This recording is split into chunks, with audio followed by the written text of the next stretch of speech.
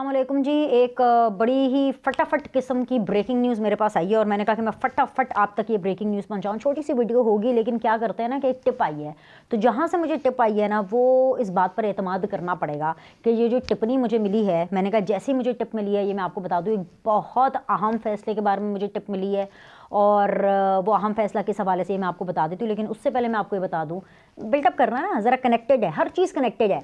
तो मामला ये है कि ये जो मामला है ना, ये मैं कुछ ऐसे आपके सामने बयान करना चाहूँगी कि बंजर ज़मीन पर ये बारिश का पहला कतरा है। बंजर ज़मीन कौन सी? बंजर ज़मीन है इंतखाबात की ज़मीन।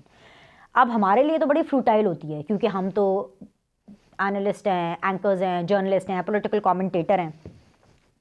लेकिन वो सियासतदान या वो पॉलिटिकल पार्टीज़ जिनको मौका नहीं मिल रहा होता, उनके लिए ये जो ज़मीन है इंतखाबात की, ये बंजर है ना। मतलब जैसे पीटीआई के लिए बंजर है।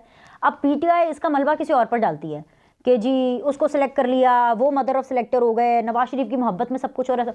अरे भाई को इनसे पूछो, मामे हो तुसी की किता है? 9 मई क्यों किया? 9 मई को आपने फ़ौज पर हमला कर दिया। फ़ौज के साथ आप डायरेक्ट किस्म की लड़ाइयाँ लड़ेंगे, फ़ौज के ऊपर आप अटैक करेंगे और आप ये समझते हैं कि आपको फ़ौज माफ़ कर देगी। कोई चक्कर नहीं है। रोना पिटना इमरान खान साहब का ये है कि भाई ये तो 4 साल के बाद नवाज शरीफ के साथ भी इन्होंने कांटेक्ट कर लिया, 4 साल के बाद फ़ौज की तो नवाज शरीफ के साथ भी येस हो गई है। और जब बेनज़ीर भुट्टो के बाद जो है इनकी आसिफ अली जरदारी साहब के साथ भी येस हो गई है। हालांकि बेनज़ीर भुट्टो हमेशा से एंटी इस्टेब्लिशमेंट रही हैं, तो सबको मौका मिल रहा है, तो मुझे क्यों नहीं मौका मिल रहा? अरे भाई सब ने तो 9 मई नहीं किया ना। 9 मई तो एक इकलौते mister Khan and mister perfect, जैसे कहते हैं ना, हैंडसम पॉपुलर तरीन लीडर, उम्मत मुसलमा के लीडर, वो इमरान खान ने किया है।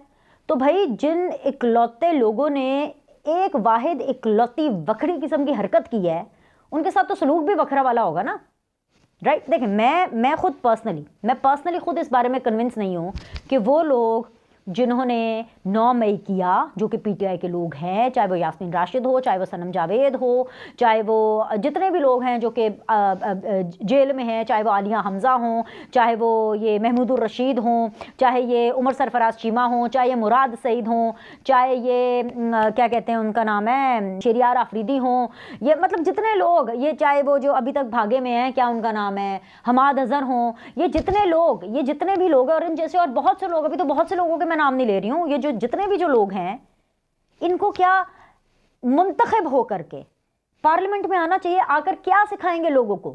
हसन नियाजी लोगों को क्या बताएंगे कि फौजियों की जो यूनिफॉर्म है उसकी पेटियां कैसे नापते हैं?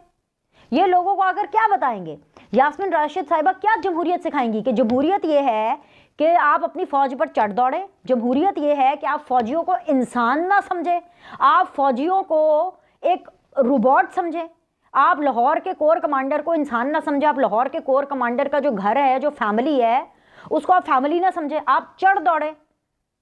पता है कि मेरा तो मीटर ही घूम जाता है जब मैं 9 मई के बारे में बात करती हूँ। मैं खुद इतनी शौक में हूँ कि मैं खुद 9 मई को उस तरह से एक्सेप्ट नहीं कर पा रही हूँ। तो मैं पीटीआई के लिए, 9 मई को करने वालों के लिए मैं क्या बात करूँ, उनके हक में मैं क्या बात करूँ? आप मुझे सिखा दें, बता दें, आप मुझे बताएं क्या मैं गलत कह रही हूँ। जो मतलब कभी कभी हो जाता है, इंसान कंफ्यूजन में आ जाता है। हालांकि मैं बहुत क्लियर हूँ इस मामले में, लेकिन कभी कभी मुझे भी डाउट हो जाता है कि कहीं मैं कुछ गलत तो नहीं कर रही हूँ, कहीं मैं कुछ गलत तो नहीं समझ रही हूँ। लेकिन फिर मेरे अंदर से एक आवाज़ आती है कि नहीं, मैं गलत नहीं हूँ, जो मैं सोच रही हूँ, जो मेरी अप्रोच है वो बिल्कुल ठीक है। गुंडागर्दी अमेरिका में हुआ ना, अमेरिका में हुआ, बल्कि वो तो ऐसे थोड़ी ना हुआ था। ये 9 मई वाला किसी ने पेंटागन के ऊपर अटैक थोड़ी ना कर दिया था, अमेरिकी फौज के ऊपर थोड़ी ना अटैक कर दिया था। इस लेवल का तो कहीं पर भी नहीं हुआ जिस लेवल का इमरान खान साहब ने कर दिया। बड़ा शौक था ना उनको अपनी ताकत दिखाने का, दिखा दी ना अब आपने ताकत, अब भुगते। तो मतलब इनकी और फौज की लड़ाई है डायरेक्टली। इनकी पहले बाजवा साहब के साथ लड़ाई हुई, फिर सारा कुछ हुआ, फिर इनकी कोई बात नहीं मान रहा था, फिर हाथ धो के डीजीसी के पीछे पड़ गए, फिर डीजीआई के पीछे पड़ गए, फिर ये नए वाले जो आर्मी चीफ हैं फिर उनके पीछे पड़ गए। अपने ऊपर हमले तक के तो इल्ज़ामात उन पर लगा दिए इन्होंने। तो पाकिस्तानी फ़ौज को तौबा इस्तग़फ़ार, पता नहीं कोई मतलब अजीब सी फ़ौज बना दी है कि कोई डाकुओं की फ़ौज है, डकैत फ़ौज है। क्या हद हो गई है भाई। मुझे तो सिंपैथी होती है भाई पाकिस्तान की फ़ौज के साथ, क्योंकि देखें ना आर्मी चीफ आके अपना बयान दे सकते हैं। मुझे बताएं, आर्मी चीफ आ सकते हैं क्या? वो मुझसे बात कर सकते हैं क्या? जो डीजी आया है वो क्या आ सकते हैं? वो तो बेचारे टेलीविजन प्रोग्राम्स पर भी नहीं आ सकते, because they are not suppose to come, they bound. और ISPR की जो प्रेस रिलीज होती है वो एक सर्टन फॉर्मेट, एक सर्टन SOP के ऊपर ही होती हैं, उसके अंदर आपको समझना पड़ता है। और जो मैं आपको समझा रही हूँ, जो मैं आपको बता रही हूँ, आप उसको समझें, उसमें देखने वालों के लिए निशानी है। क्योंकि आज बारिश का पहला कतरा, जब ये मैं वीडियो बना रही हूँ तो वो पड़ा है, और वो पहला कतरा किसी और ने नहीं, फवाद चौधरी साहब ने डाला है। फवाद चौधरी भाई भाग गए हैं इलेक्शन से, वो तो खैर वैसे ही उनके इलेक्शन के जो मामला थे वो वैसे ही खटाई में पड़े हुए थे। लेकिन मामला ये है कि जो फवाद चौधरी साहब हैं, अब क्योंकि PTI नहीं है तो फवाद चौधरी साहब जो हैं वो भी भाग गए। वो कह रहे हैं ये इलेक्शन नहीं है, सिलेक्शन है। चलो जी, मैं इलेक्शन नहीं लड़ पा रहा था, मेरी जगह मेरे भाई इलेक्शन लड़ रहा था, मेरे भाई को भी इलेक्शन जो है वो लड़ने नहीं दिया जा रहा है, तो मैं तो नाराज़ हूँ, मैं तो इलेक्शन नहीं लड़ता। भाई आपने 9 मई क्यों किया? अब वो ये हरकत इसलिए कर रहे हैं, ये पहला बॉयकॉट है, ये पहला बॉयकॉट है जो आया है। फवाद चौधरी साहब एक दफ़ा फिर से भाग गए, इससे पहले आपने उनको अदालत से भागते हुए देखा था, ठीक है। अब ये इलेक्शन से भी भाग गए हैं, और वो इसलिए भाग गए हैं क्योंकि PTI नहीं है ना, PTI नहीं है। और ढिटाई मैं आपको बताऊं इनकी ये है कि अभी भी 9 मई वालों के साथ हैं। अच्छा खासा इनको मौका दिया था इस्तेकाम पाकिस्तान पार्टी में जाने का, नहीं गए, इनकी नहीं बनी। फिर इनकी बेगम साहिबा भी आई, डिफरेंट जगहों पे उन्होंने इंटरव्यूज़ भी दिए, और सब उन्होंने भी अपना कहा कि जी मैं कुछ नहीं कह सकती, हम किस पार्टी के साथ, हम किसके साथ है, पता नहीं उनके कुछ, मतलब मुझे इस नैरेटिव की कुछ इतनी क्लियरली समझ नहीं आई, क्योंकि उन्होंने कहा मैं कुछ नहीं कह सकती, फवाद बताएंगे, फवाद बताएंगे, फवाद बताएंगे। अब फवाद तो PTI के साथ रहना चाहते हैं, सीधी सी बात है, क्योंकि उनको तो IPP में जाने का मौका मिला था, वो वहाँ नहीं गए। He is not happy, may be he doesn't has that much of career. और पीपल्स पार्टी के अंदर फवाद चौधरी की एक्सेप्टेंस नहीं है। नून लीग के अंदर जाना चाहते थे, नून लीग के अंदर भी इनकी एक्सेप्टेंस नहीं है। मैं आपको बहुत बार ये किस्सा बता चुकी हूँ, मुझे फिर रिपीट करना पड़ेगा ऑन रिकॉर्ड कि परवेज़ मलिक साहब, अल्लाह ताला उनको जन्नतुल फिरदौस में जगह अता फरमाए, फवाद चौधरी ने परवेज़ मलिक और शाइस्ता परवेज़ के ज़रिए नवाज शरीफ साहब को सिफारिश कराई थी।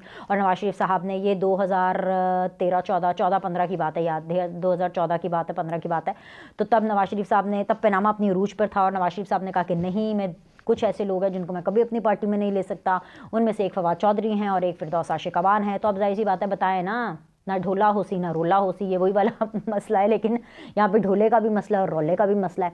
तो अब ये मामलात हैं। और अच्छा, बड़ी खबर ये है कि क्योंकि अब ये बाइकआउट हुआ है, और आपने कुछ दिनों पहले खबरें सुनी होंगी कि बहुत से जो पॉलिटिकल पंडित्स हैं वो ये प्रिडिक्ट कर रहे थे कि जो PTI है वो बहुत जल्दी इंतखाबात से बाइकआउट करने वाली है। तो ये मामला उस तरफ चल निकला है, और ये मैं आपको बता रही हूँ क्लाइमेक्स तब होगा कि अगले 15 दिन के अंदर अंदर आपको 9 मई वालों के हवाले से ऐसी खबरें आना शुरू होंगी कि आप ये देखिएगा कि कुछ ऐसे, चाहे सारे तो नहीं, अव्वल तो टेक्निकली तो मुझे देखा जाए सारे केसेस बाइंड अप होने चाहिए, लेकिन अगर सारे नहीं, लेकिन कुछ ना कुछ ऐसे बड़े वाले केसेस और इस तरह के जो मामलात हैं, कुछ ऐसे लोगों के, कुछ ऐसे लीडरान का, मतलब कि जो कि ऐसे बाइंड अप होंगे। जैसे फॉर एग्जांपल, ऐसे ही मैं कह रही हूँ, अभी मुझे ये नाम नहीं पता, मुझे सिर्फ ये पता चला है कि भाई ये 9 मई वालों का अब बात आ गई है कि ये 9 मई वालों का 8 फरवरी से पहले मंजी ठोकी जाए, 9 मई वालों की 8 फरवरी से पहले कोई ना कोई इनके हवाले से जो है वो डिसीजन किया जाए।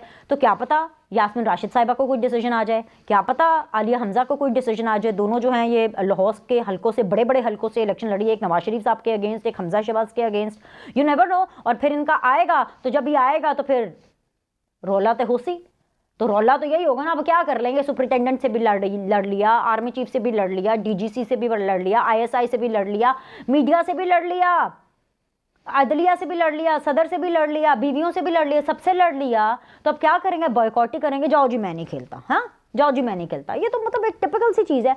तो भाई अगर आपको आने वाले दिनों के अंदर, यानी आने वाले 14 दिनों के अंदर अंदर अगर आपको 9 मई वालों के कुछ फैसले सामने आना शुरू हो गए, और उसके नतीजे के अंदर आपको ये जो बॉयकॉट और ये जो भागने का इलेक्शन का जो ये आज आपको ये फवाद चौधरी की खबर की सूरत में मैं आपको बता रही हूँ, अगर आपको इस तरह की मजीद खबरें मिलना शुरू हुई और उसके नतीजे के अंदर पाकिस्तान तहरीक इंसाफ ने एक कलेक्टिवली बॉयकॉट किया इंतखाबात का, तो आपने बस घबराना नहीं है। क्या कहते हैं, आपने बस घबराना नहीं है, क्योंकि किसी मशहूर आदमी ने कहा था, उस आदमी ने जो कि इंटरनेशनल है, इंटरनेशनली फेमस है, इंटरनेशनली हैंडसम है, कि सुकून तो कब्र में ही आना है। तो मेरे ख्याल से उनको तो सुकून कब्र में ही आना है। वैसे सभी को सुकून कब्र में ही आना है, लेकिन मुझे लगता है कब्र में भी सुकून नहीं आना, क्योंकि कहते हैं ना कि कब्र के अंदर जाते ही आप लोग के हिसाब किताब शुरू हो जाते हैं। तो टेक्निकली तो सुकून कभी भी किसी को भी नहीं आना, तो इसलिए आपने घबराना नहीं। एनीवेज जी, लाइक करें, सब्सक्राइब करें, आपसे अगली वीडियो में मिलते हैं।